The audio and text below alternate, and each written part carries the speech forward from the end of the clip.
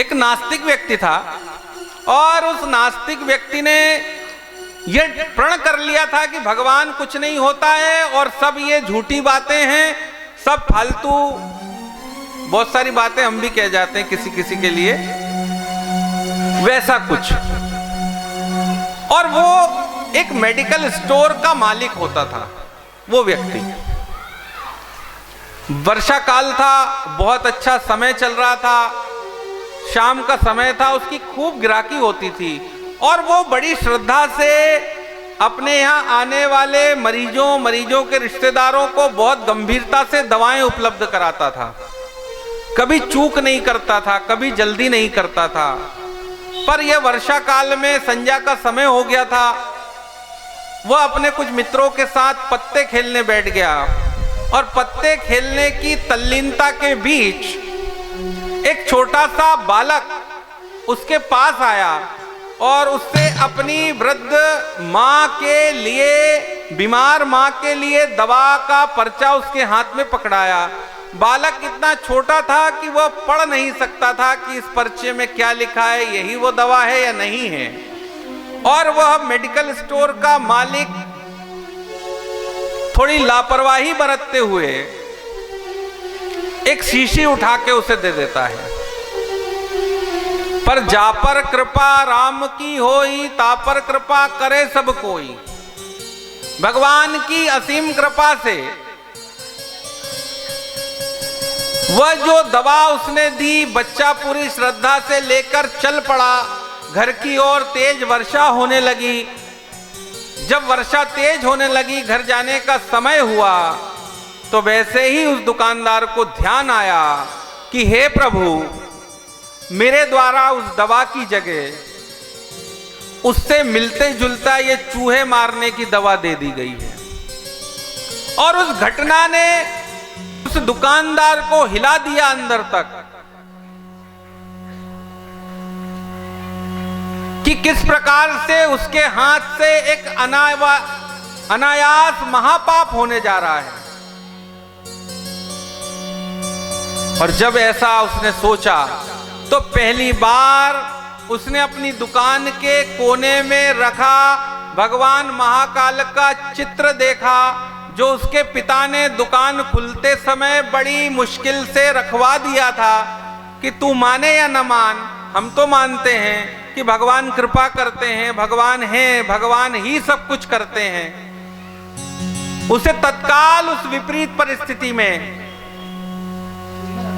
भगवान महाकाल की याद आ गई और वह तस्वीर के समक्ष जाके खड़ा हुआ। उस तस्वीर को पोंछा क्योंकि वर्षों से उस पर धूल जमी थी।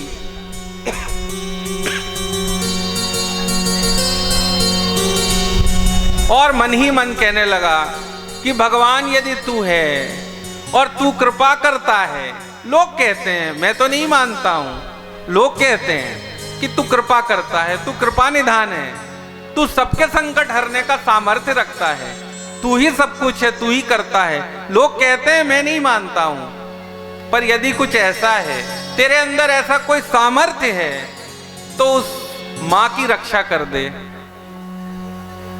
और भगवान से की हुई उसकी वह आर्त प्रार्थना ने चमत्कार दिखाया और कुछ ही क्षणों बाद वो बच्चा भीगा हुआ वही पर्चा हाथ में लिए उस दुकानदार के सामने खड़ा है और कहता है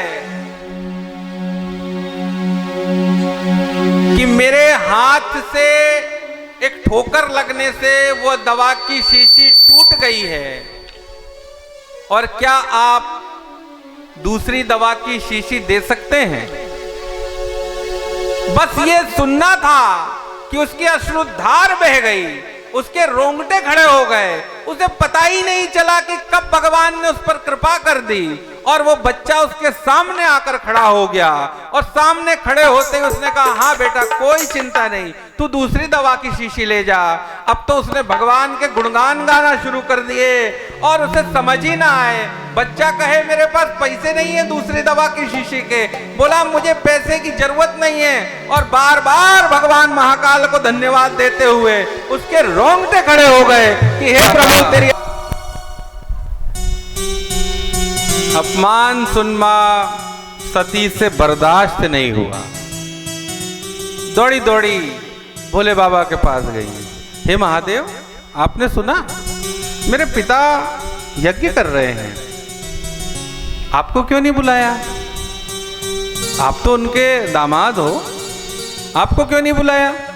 और आप तो देवादिदेव महादेव हो, आपके बिना कुछ हो नहीं सकता। पर सती मां समझ नहीं पाई भगवान की लीला को, कि जो रचना पहले रच चुकी, ये तो उस पर सिर्फ दौड़ रहे हैं। दक्ष की क्या हिम्मत जो महादेव को तिरस्कृत कर दे, पर उसने ये दुस्साहस किया, और वह दुस्साहस ही था कि मां सती ने महादेव से बड़ी जिद करके, मिन्नत करके, मुंह फुला के, कुछ चिल्ला के, और जैसे संभव था अनुमति ले ली कि आपको नहीं बुलाया, मेरे तो पिता हैं, मेरे पिता हैं, मैं अपने घर जाऊंगी, मैं पूछूंगी मेरे पिता से कि आपने मेरे साथ ऐसा क्यों किया। और जब देवादिदेव महादेव ने अनुमति दे दी मां सती को और कहा कि तुम ऐसे मत जाओ, उन्होंने अपने बैल को सोने के आभूषणों से सजवा दिया, 7,000 गण भेज दिए साथ में कि जाओ, उस दक्ष को पता चलना चाहिए कि मेरा सामर्थ्य कितना है और उसने क्या किया है। और मां सती जब यज्ञ स्थल पर पहुंचती हैं और पूछती हैं कि हे देवराज इंद्र, तुम देवराज किसकी वजह से बने हो? हे ब्रह्मा, तुम्हारी इतनी हिम्मत हो गई कि जहां महादेव के लिए पूजा का स्थान नहीं, तुम वहां जाकर अपना भाग ले रहे हो। हे विष्णु, तुम भी कुछ इस तरह से ही करते हो। और जब इस तरह से वहां हालात देखे और सीधे अपने पिता दक्ष के सामने जाकर खड़ी हो गई और महामाया के वशीभूत पूछा कि मेरे पिता प्रजापति दक्ष, तुम्हारा यह अहंकार तुम्हें ले डूबेगा। तुमने किस वजह से मेरे पति को नहीं बुलाया? तुम क्या सोचते हो कि यह यज्ञ तुम्हारा सफल हो सकता है? बिना महादेव के इस चराचर जगत में कोई श्वास प्रश्वास नहीं चल सकती। तुम यज्ञ सफलता की बात सोचते हो? जब यह भाव वहां संचरित हो गया और दक्ष का अहंकार फूट पड़ा और उसने प्रत्युत्तर देते हुए कहा कि तू मेरी पुत्री जरूर है, पर तेरे पति ने मेरा इतना अपमान किया है। वो नंग धड़ंग रहने वाला, वो औघड़ सन्यासी, शमशान में रहने वाला अपने आप को क्या समझता है?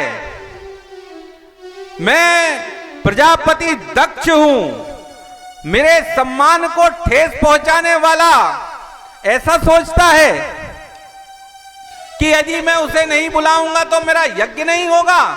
देख, मेरे यहां ब्रह्मा, विष्णु और सभी देवगण आकर उपस्थित हैं और यज्ञ चल रहा है।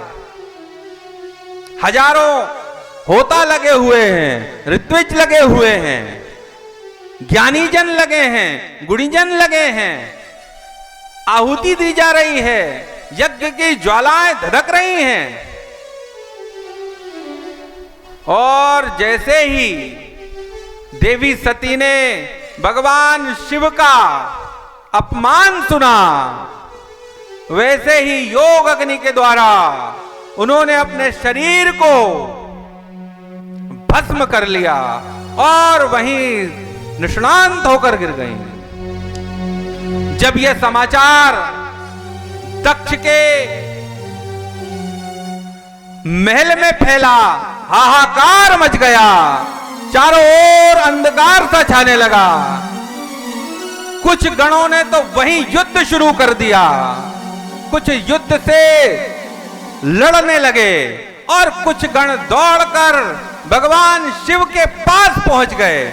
जब भगवान शिव को यह सूचना मिली कि देवी सती के साथ ऐसा दुर्व्यवहार हुआ है, उनका अपमान हुआ है, तो महाकाल ने अपनी दो जटाएं वहीं पकड़कर जमीन पर पटक दी, जिससे तुरंत ही कालाग्नि से धधकते हुए महाकाली और महादैत्य के रूप में राक्षस राज प्रकट हो गए और उन्होंने वहीं से आदेश दिया कि जाओ उस दक्ष के उस यज्ञ को ध्वंस कर दो, जिसके मन में अहंकार आ गया है, जिसके कारण से मेरी पत्नी सती को अपने प्राणांत करने पड़े हैं। और तत्काल करोड़ों करोड़ गणों के साथ, मरुद गणों के साथ, हजारों हजार रथों के साथ वो फौज चल पड़ी शिव गणों की और पहुंच गए दक्ष प्रजापति के उस यज्ञ स्थल में। विध्वंस मचा दिया, जो जैसे मिला, किसी की दाढ़ी खींच दी, किसी के दांत टूट गए, कोई भागने लगे। शिव गणों से लड़ने के लिए ब्रह्म ऋषि के गणों ने मोर्चा ले लिया, अस्त्र शस्त्रों की वर्षा होने लगी।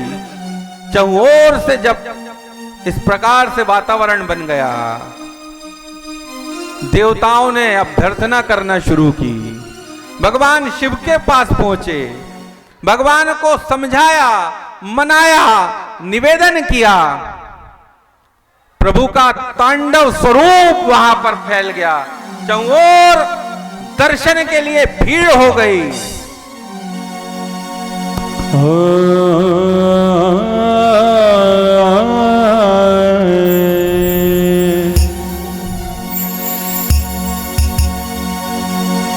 जटाटवी गलज्जलं प्रवाह पावित स्थले कलेवलव्यलंबिताम्बुजंग तुंग मालिका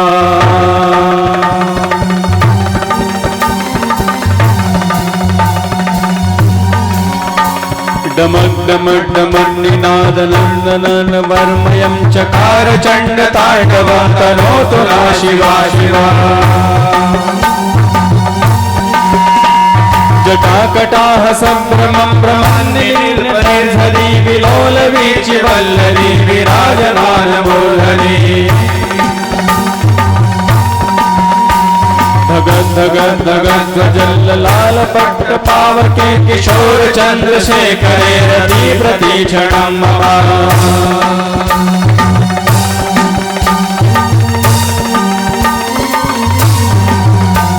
धराधरेन्द्र नंदिनी विराज बंधु बंधुरस्पृहनिगंध संतति प्रमोदमान मानसे कृपा कटाक्ष धोरणी निरुद्ध दुर्धरापति क्वचित् दधे दिगंबरे विनोद में तु वस्तुनि जटाभुजंग पिंगल स्फुरत्फणामणि प्रभा कदंब कुंभ कुंभ प्रलिप्त दिग्वधूमुखे मदान सिंधुर स्फुरत् गुप्तरीय मेदुरे मनो विनोद मद्भुतं कुदर बुधर भर्तरी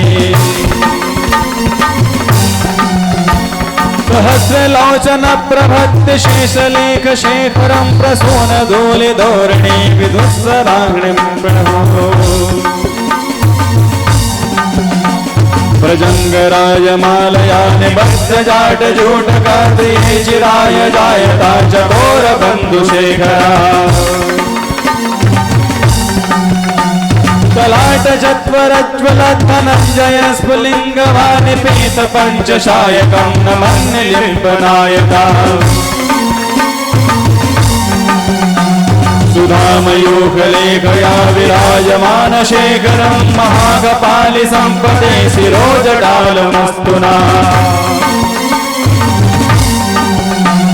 कराल भाल पट्टिकारगज्जगज्ज्वला धनञ्जयादिधङ्कृत प्रचण्ड पञ्चसायका धरेन्द्र नन्दिनी कुचाग्रचित्रपत्रका प्रकल्पने विशल्पिना त्रिलोचने मतिर्मम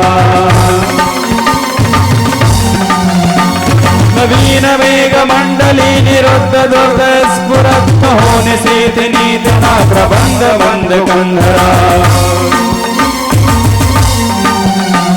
विलंब निर्धरी धर स्नातु कत्ति सिंधुरा कला निदान बंधुरा श्रियं जगद्दुरंधरा प्रफुल्ल नील पंकजं पंचकालिमप्रभावलंबिकण्ठ नंदनी रुचि प्रबंध कंधरा प्रचम्बितं पुरच्चिदं भवच्चिदं मखच्चिदं गजच्चिदान्धकञ्चिदं तमस्तकञ्चिदं भजे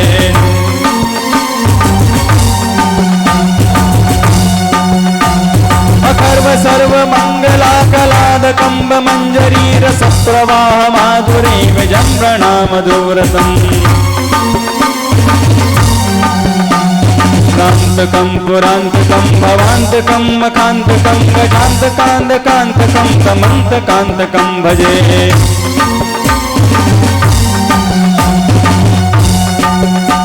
जयत्वद भ्रविभ्रमा भ्रमद्भुजङ्गमस्फुरद् विनर्गमत्मस्फुरद् वकालभल्लहावटा